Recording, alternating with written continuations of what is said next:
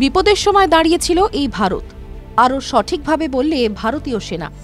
না হলে শ্রীলঙ্কার জঙ্গি গোষ্ঠী তছনছ করে দিত মলদ্বীপের মতো ছোট দ্বীপ রাষ্ট্র। সেই উপকার মনে রাখেননি মলদ্বীপের নয়া প্রেসিডেন্ট মোহাম্মদ মুইজ্জু। উল্টে নির্বাচনের শুরু থেকেই ইন্ডিয়া আউট নামে প্রচার শুরু করেছিলেন চীনপ্রেমী মুইজ্জু। কেন এই প্রচার করেছিলেন মুইজ্জু? জানতে গেলে একটু পেছনে যেতে হবে। কেন মলদ্বীপে মোতায়েন ভারতীয় সেনা? 2009 সালে মলদ্বীপকে হেলিকপ্টার উপহার দেয় ভারত। পরে আরও কিছু যুদ্ধ বিমান উপহার দেওয়া হয়। এই বিমানগুলি রক্ষণাবেক্ষণ ও মলদ্বীপের সেনাকে প্রশিক্ষণ দেওয়ার জন্যই মোতায়েন 75 জন ভারতীয় সেনা। মলদ্বীপের সীমান্তকে সুরক্ষিত রাখার জন্য র্যাডারও তৈরি করে দিয়েছিল ভারত। সেই কারণে আগামী 30 বছর এই র্যাডার ব্যবহারের অনুমতি রয়েছে ভারতের। মাত্র 75 জন ভারতীয় সেনা কিভাবে মলদ্বীপ দখল করবেন সেই মুইজ্জু জানেন। তবুও ভারত বিরোধী প্রচার করে ভোটের বৈতরণী পার করেছিলেন মলদ্বীপের প্রেসিডেন্ট। যে ভারতীয় সেনা একসময় পাশে দাঁড়িয়েছিল মলদ্বীপের, সেই ভারতীয় সেনাকেই নির্বাচনী প্রচারে বিদেশি সেনা বলে অভিহিত করেছিলেন বর্তমান প্রেসিডেন্ট।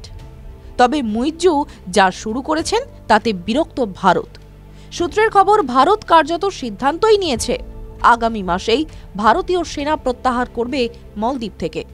তবে নয়াদিল্লির পক্ষ থেকে মলদ্বীপ সরকারকে সরকারিভাবে এই সেনা প্রত্যাহারের সিদ্ধান্তের কথা জানায়নি। সূত্রের খবর, বিরক্ত ভারতের বডি ল্যাঙ্গুয়েজ এখন এমন, মলদ্বীপ যেন অতীত অধ্যায়।